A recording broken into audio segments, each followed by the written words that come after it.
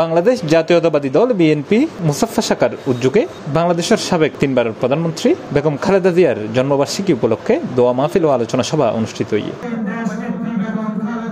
August 16 তারিখ শনিবার মুসাফফা সানাইয়ার একখান রেস্টুরেন্টের হল রুমত মুসাফফা যুবদলের সাধারণ সম্পাদক হাবিবুর রহমান হাবিবুর পরিচালনায় ও মুসাফফা বিএনপির সিনিয়র যুগ্ম সাধারণ সম্পাদক মোহাম্মদ মুর্শেদের সভাপতিত্বে এর প্রধান অতিথি হিসেবে উপস্থিত আছেন সংযুক্ত আরব আমিরাত বিএনপির আহ্বায়ক কমিটির অন্যতম সদস্য মুসা আল মাহমুদ চৌধুরী। আমাদের নেত্রী কিভাবে যে এই 80 বছর বয়সের মধ্যে আমাদেরকে দিক নির্দেশনা দিয়েছে, আমার জন্য কেক কাটতে হবে না, আমার জন্য সবাইকে দোয়া করতে বলবে।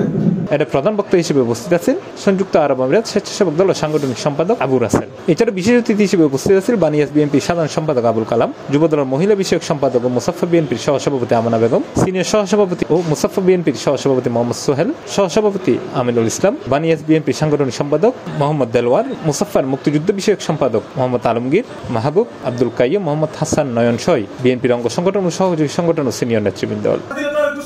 শহীদ প্রেসিডেন্ট জিয়াউর রহমান, যিনি সেক্টর কমান্ডার ছিলেন, যিনি সেনা প্রধান ছিলেন, যিনি বাংলাদেশের প্রথম রাষ্ট্রপতি ছিলেন। হাসিনা স্বৈরাচার চেয়েছিল, দেশ নেত্রী বেগম খালেদা জিয়ার রাজনীতিক এবং জীবন বিন্যাসের জন্য চেষ্টা করেছিল।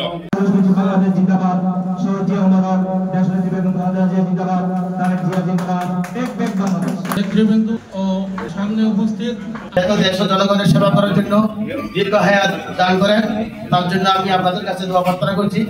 খালেদা জিয়া 1971 সাল থেকে